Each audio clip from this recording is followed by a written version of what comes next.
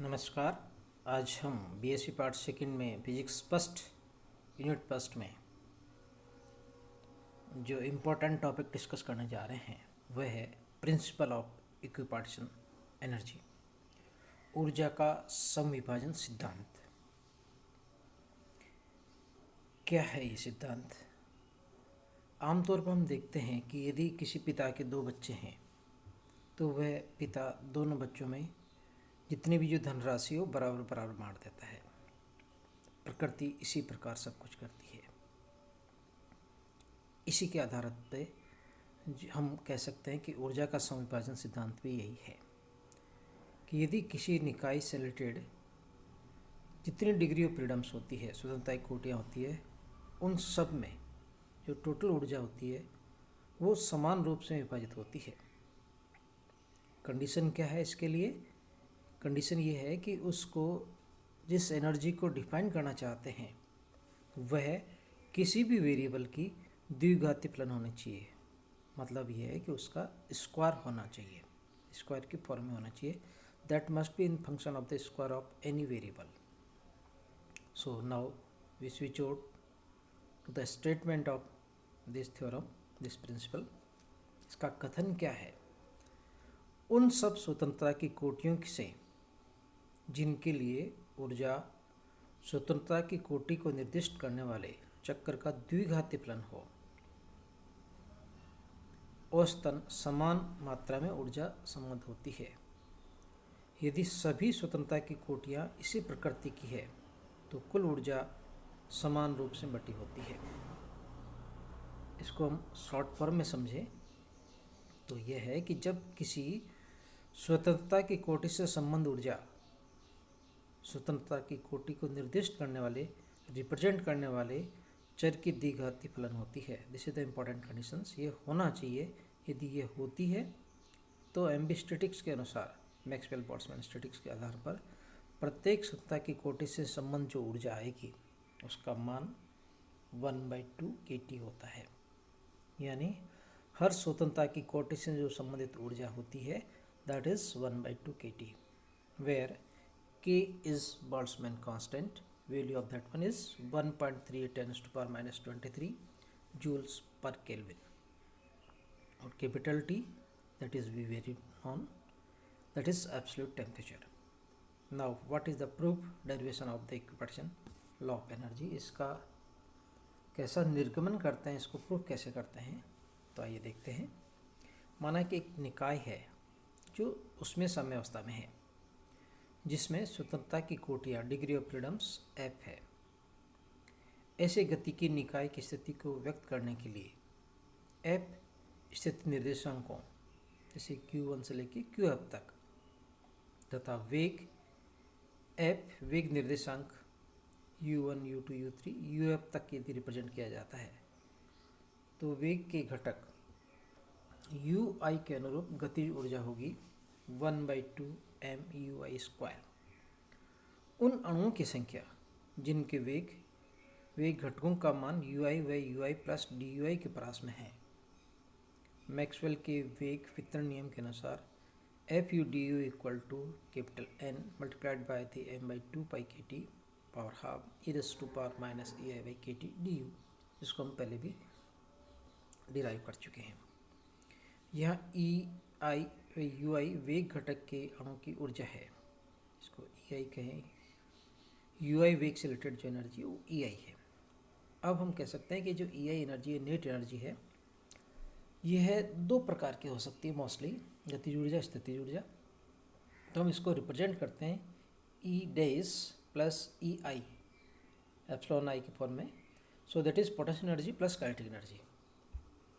यदि E dash वेग घटक UI पर निर्भर नहीं करती क्योंकि ये पोटेंशियल एनर्जी है, केवल स्थिति पर निर्भर करती है। जैसे हम अधिकतर लिखते हैं SHM के लिए 1/2 kx²। अतः वेग घटक UI के संगत अणु की औसत गतिज ऊर्जा आएगी EI bar equal to -∞ to +∞ EI n m/2 pi kT power half e⁻⁻ EI plus EI by the kT DUI। यहाँ हमने जो औसत गतिज ऊर्जा ली है, क्योंकि that is only depends on the you I. Potential energy velocity पर निर्भर नहीं करती है, इसलिए उसको हमने हटा दिया यहाँ पर। Now that is divided by the minus infinity infinity N M by 2 pi K T power half E raise to power E I by the E I plus K T U I D U I. इसको rearrange करें, cancel हो जाएगा, का factor जो common है ऊपर नीचे, तो मिलता है epsilon I bar equal to minus infinity infinity E I E raise to power epsilon I dash by the kt multiplied by the e raised to power ei by the kt dui divided by a minus infinity e raised to power e dash by the kt multiplied by the e raised to power minus epsilon I by the kt dui।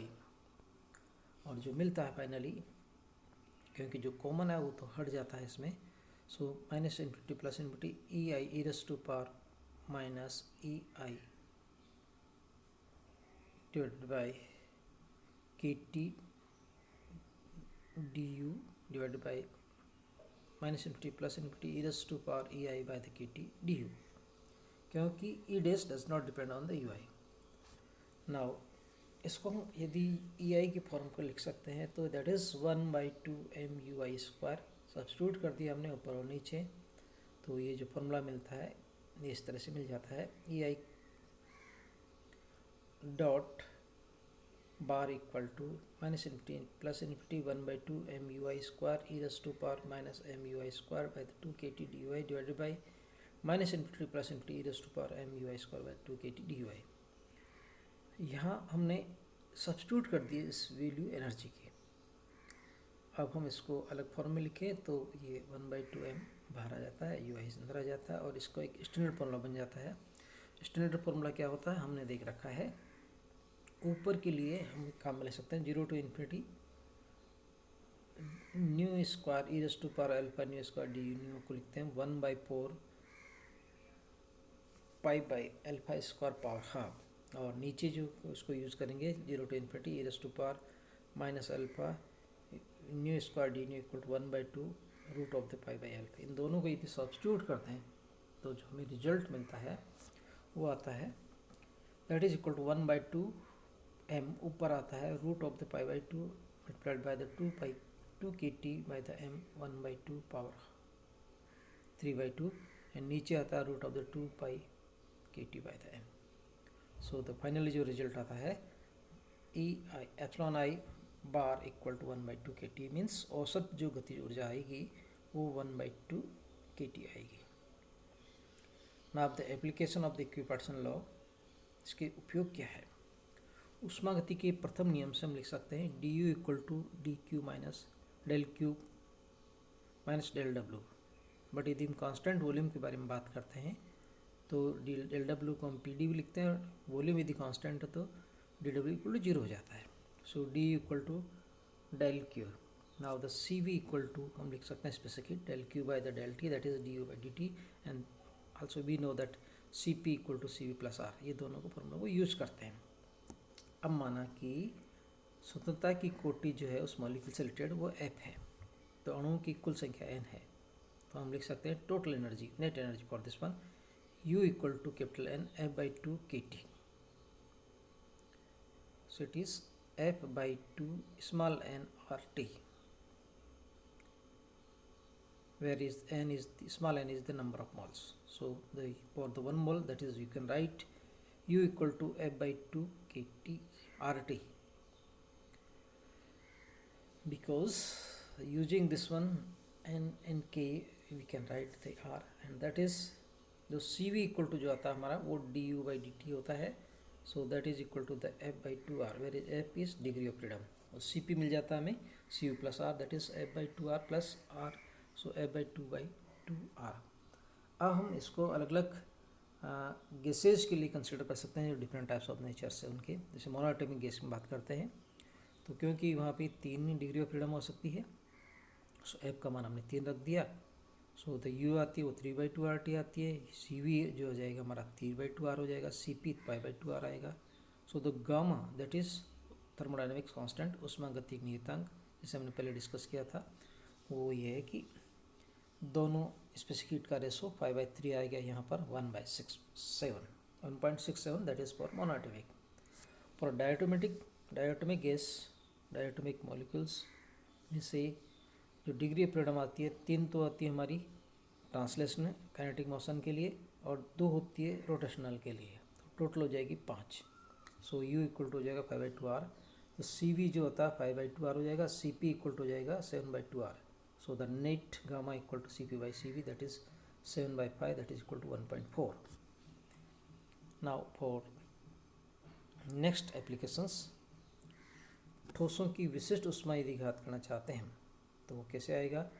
Specific heat of the solids हम लिखते हैं x axis में यदि movement है particles का तो EX equal लिखते हैं px² 2m काइनेटिक एनर्जी, और पोटेंशियल एनर्जी होती है 1/2 alpha x², where alpha is force constant जो मानते हैं। अब इनसे रिलेटेड जो हम एनर्जीज काम लेते हैं by equipotential theorem, EX bar equal to 1/2 kT 1/2 kT that is equal to KT, that is similarly for the y axis and z axis. So अणु की जो माध्य ऊर्जा आएगी तीनों डायरेक्शंस में EX bar EY bar plus EZ bar that is 3 kT। यदि अणुओं की कुल ऊर्जा कुल संख्या कैपिटल N है तो जो U आएगी वो 3n kT आएगी, एंड इसको मिल सकते हैं 3n RT। सो CV यदि हम कैलकुलेट करते हैं for single molecules and that is equal to the 3R। अतः हम कह सकते हैं कि प्रैक्टिकली जो मान आता है वो ये 3R के बराबर होता है, परंतु जैसे हम पहले पढ़ के आए हैं क्लासिकल में और क्वांटम स्टैटिक्स में कि जो CV का मान लो टेम्परेचर पे है वो 10⁻�0 होता है। इसके हिसाब से ये थ्योरेटिकल जो रिजल्ट निकाला हमने ये क्लासिकल थ्योरी से वो 3R आता है, that is not valid for this one. तो इसको समझाने के लिए हमने वहाँ जो काम में लिया था DY आइंस्टीन मॉडल काम में लिए थे, इसको इसे समझने के लिए हम क्वांटम सांख्यिकी के सिद्धांत का उपयोग करते हैं।